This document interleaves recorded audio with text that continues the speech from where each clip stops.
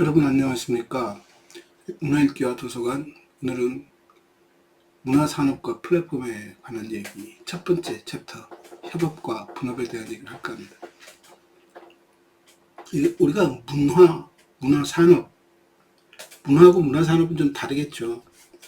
근데 그 문화라는 것 자체는 우리가 호흡하면서 살아가는 그 환경 전체, 그게 우리 문화라고 봅니다. 그 속에서 우리가 하는 모든 행동이 다 그럼 그 결과물 이런 것들이 다 문화산업이게 저는 그 말에 동의합니다만, 왜 제가 이 말씀을 드리냐면, 똑같은 물건을 만들어도 그 물건이 갖고 있는 기능적이고 그 당시 기술로 만들어낸 어떤 과정과 방법들이 있습니다. 그것을 제외하고 나면 세계를 돌아다니면 그것들이 전부 다 조금씩은 다 다르게 표현되어지거든요. 왜 다를까? 그 나라들이 각각 갖고 있는 자기의 감성이 있고 습관이 있고 행동 양식이 있다는 얘기죠. 그런 것들에 의해서 또 그들이 선호하는 색깔, 선호하는 질감, 조금씩 다 다르기 때문에 그런 것들이 반영되어집니다. 그래서 어떻게 보면 모든 제품들이 다 문화상품, 문화 컨텐츠라고 볼 수 있는데, 좀 좁혀 말하면 우리 실생활에 직접적으로 영향을 미치는 그런 생필품을 제한 다른 영역에서의 것들, 아마 문화는 그 중에서 우리의 그 정신적인 부분, 가장 뭐랄까 관계가 깊은 그런 요소라고 봅니다. 그런 문화 콘텐츠가 어떻게 움직일까 보면은, 뭐 넓게 전체가 다 문화 콘텐츠라고 말하면 할 말은 없겠지만, 좀 좁히다 보면 문화 콘텐츠는 그것이 소위 확산되어지는, 대중화되어지는 과정을 밟습니다. 아까 얘기한 것처럼 우리 민족적 선호라든가 지역적 선호라든가 또는 그 나이별 나타나는 선호에 따라서 조금씩 다 다르겠지만, 어떻든 그들이 한두 명 소수로는 이 문화 콘텐츠 또는 이것의 어떤 산업을 얘기하기 힘들지만, 그것이 집단으로 발생하기 시작하면, 선호도가 커지기 시작하면, 선호도의 출발은 호기심이겠지만, 그래서 아라비안 나이트를 보면은 요정에 의해서, 지니에 의해서 어느 한밤에 저 먼 곳에서 이동하는 경우, 그 사람 자체만으로도 문화 코드, 문화 상품이 됩니다. 왜? 나와 다르니까. 나와 다른 어떤 실체가 하나 존재하고, 그 실체가 하는 모든 것들이 다 신기하고 호기심을 자극하고, 그 중에 이제 코드가 맞기 시작하면, 완전히 다르면 즐겁을 하거나 겁을 하지만, 비슷한 요소들이 발견되기 시작하면 선호하게 되고 사용하려고 하죠. 왜? 내가 남과 다르게 보이니까. 그래서 문화 상품에는 그런 효과도 있는 것 같습니다. 결국 그러다 보니까 이 문화 상품이 얼마만큼 노출되어지는가, 얼마나 많은 사람에서 노출되어지고 동시간대에 그것이 얼마나 빠르게 전달되어지냐에 따라서 문화 콘텐츠의 성패는 갈린다고 봅니다. 그런 맥락에서 놓고 본다면, 이 꼭 전염병 같아서 이게 어떻게 확산되어지는 효과가 뭘까? 그래서 볼펜 하나를, 신기한 볼펜을 팔 때는 막 잘 팔려서 전국의 사람이 다 한 개씩 갖고 있다면 더 이상 팔릴까요? 그러진 않을 겁니다. 이 문화 상품이 제시하고자 하는 문화 코드에 동의하는 사람들이 전부 갖고 있다면 더 이상 확장되기 힘들겠죠. 그러니까 전염성이 강하다 하더라도 그 전염될 수 있는 사람 집단이 제한되면 거기서 멈추고 말 겁니다. 그럼 어떤 일이 벌어질까요? 우리가 예전에 얼마 전에 코로나19로 코비드에서 보았듯이, 코로나가 확산되어지면서 어느 순간이 지나기 시작하면 변종이 나타나기 시작합니다.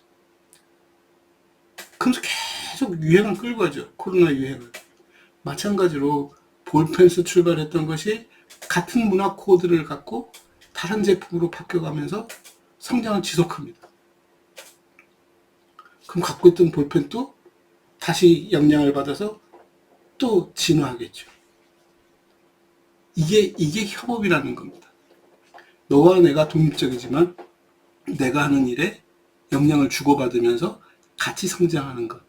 문화상품은 그런 협업 체계를 갖고 성장하기 때문에 그 확산 속도라든가 확산되는 양이라든가 범주라든가 엄청 폭이 넓어집니다. 소위 우리가 굿즈라고 부르는 것들 엄청 다양하지 않습니까? 뭐 거의 없는 게 없죠.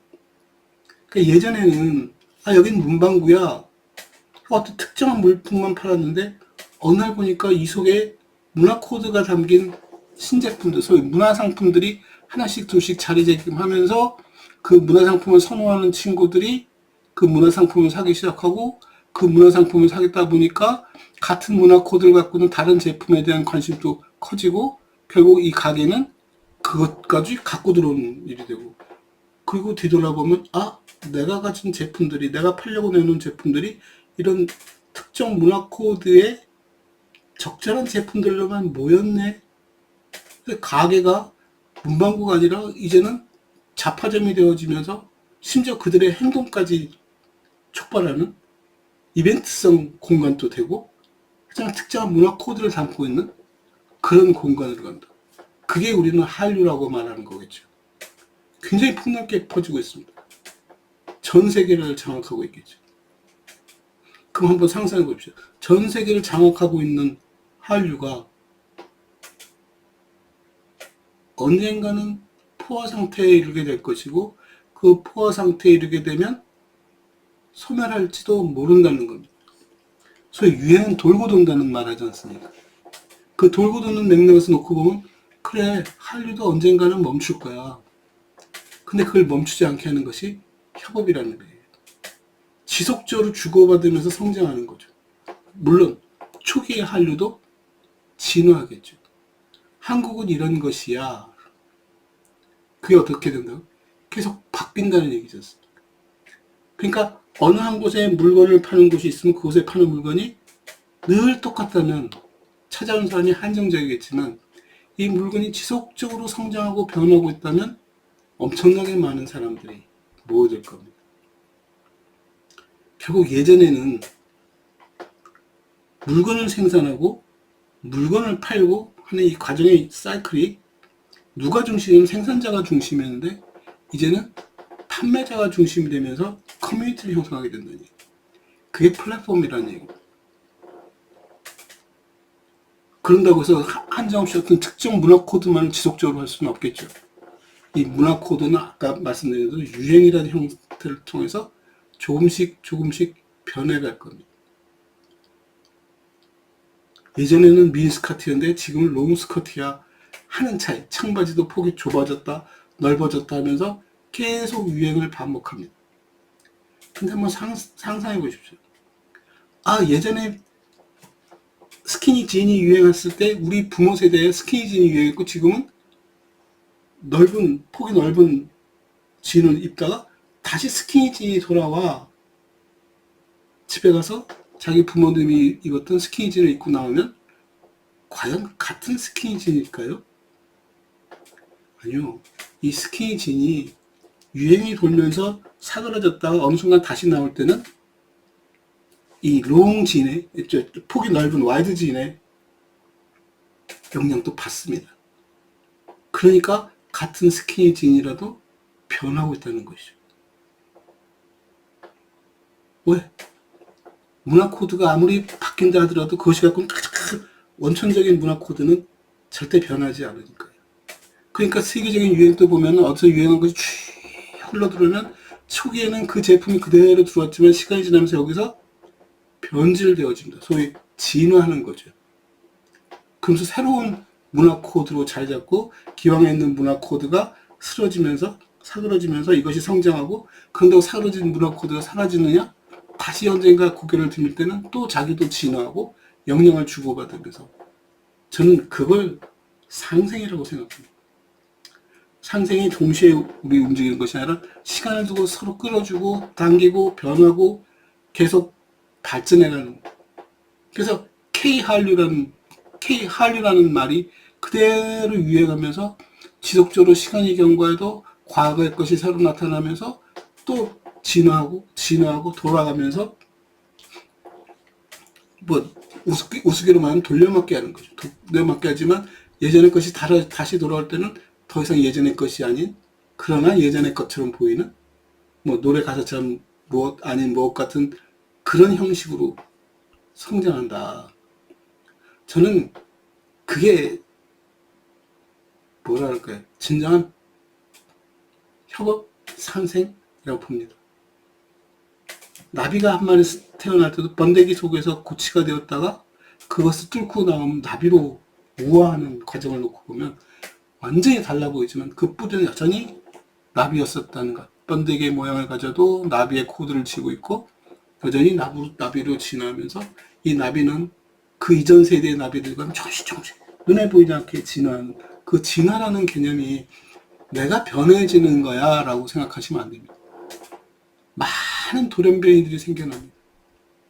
많은 돌연변이들이 생겨나면서 그것이 선택되어졌을 때, 생존 경쟁에서 살아남았을 때 그 종이 이어가면서 긴 안목에서 보면 예전과 지금이 조금 변했네.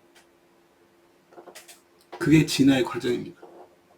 그러니까 어느 날 내 DNA가 쑥 바뀌어서 내가 진화하는 것이 아니라 나는 이미 생겨날 때부터 다양한 변종 중에 하나였고 그 변종 중에 살아남은 것이 세대를 이어가면서 진화라는 형태로 보이는 거죠. 문화가 그러고 있다는 겁니다. 우리가 한복을 얘기하면서 가장 답답한 게 그겁니다. 전통 한복이 뭐지? 그 전문가들이 나와서 전통 한복을 추측 얘기하는데, 그러면 그 이전에 입었던 옷을 우리는 뭐라고 불러야 하지? 한복이 갖고 있는 정의가 뭘까? 한반도에서 우리가 입었던 옷들이라면 우리의 이 토양과 우리의 기후와 우리의 삶의 방식에 맞춰서 성장하고 같이 커온 옷일 텐데 변했을 것 아닙니까? 그러다 수백 년이 지난 어느 날 내 뿌리를 찾는다면서 찾아내는 작업들이죠. 조금 엉뚱한 얘기를 끼워서 말하자면 저는 도서관도 그렇게 봅니다. 15, 16세기 되면서 도서관이 어떤 모양을 가지니까 우리 도서관이 정체성이 뭐야? 우리의 주체가 뭐야? 우리를 어떻게 정의해야 해? 그 당시에 우리가 갖고 있던 모습을 정의하면서 그거와 닮은 꼴의 과거의 모습을 찾아서 도서관의 기원이라고 우리는 얘기를 합니다. 그래서 제가 시비 거는 게 뭐죠? 아니, 도서관의 기원을 도서관의 형상에서 쓰지 말고 도서관이 갖고 있는 서비스와 그 속에서 일하는 사람의 속에서 원료를 찾아봐봐. 우리가 무슨 일을 하는 사람인지. 네, 잡담은 덮고 그렇게 변하는 과정 속에서 우리의 큰 줄기 속에 엄청나게 다양한 다양성과 그들이 갖고 있는 경쟁과 그 속에서 생존과 그것이 이어지는 과정 속에서 또 다양해지면서 협업하고 성장하고, 저는 그게 진정한 문화산업이지 않을까. 그래서 문화산업이라는 것은 기술 발달에 의해서 우리가 사용하는 물건이 확 바뀌어가는 것이 아니라 우리가 갖고 있는 문화적 소양들이, 우리 집단이 굉장히 다양성을 갖고 변해가면서 이 집단이 추구하는, 그러나 오랜 역사와 전통 속에서 만들어진 것들이 살아남는 과정에 대한 얘기이고, 초기에 말씀드렸다시피 그런 것들이 어떻게 집중되어지고 어떻게 소통되어지는가를 놓고 보면은 생산자 중심이 아니라 소비자 중심이고, 그 소비자에게 물건을 제공하는 시장 같은 역할. 박물관도 그 중에 하나죠. 박물관에서 어떤 것이 전시되어지면은 이게 구석기 시대의 유물들이 하고 쭉 전시를 해서 해마다 같을 것 같지만 시간이 경과하고 우리의 인식이 바꾸면 구석기를 쳐다보는 우리의 자세도 조금씩 다를 것이고, 구석기 시대에 무엇이 필요했고 무엇을 썼고의 특징적인 것들이 구석기가 바뀌었다는 것이 아니라 그 속에서 다양한 물건들 중에서 어떤 것들이 더 우리의 인상을 자극할 수 있을까? 구석기 때는 저런 것도 했구나, 저런 걸 하고 살았구나, 저렇게 하고 살았구나. 그것이 50년 전에 구석기를 쳐다보던 사람들이 구석기에 대한 인식과 50년이 지난 다음에 구석기를 바라보는 인식에는 다름이 있을 수 있죠. 왜? 지금 내 행태가 바뀌었으니까. 내가 바뀐 행동에서 예전에 어떻게 살았지?를 쳐다보면 그 전까지는 무시되었거나 묻혀져 있었거나 잘 알려지지 않았거나 했던 것들이 새롭게 발굴되어지거나 있던 것을 새롭게 해석되어지면서 아, 이게 또 구석기 유물이네. 도서관도 마찬가지죠. 도서관이 늘 베스트셀러만 사다 쓰고 늘 폐기하고 새로 사고 하는 것이 아니라 쌓여갑니다.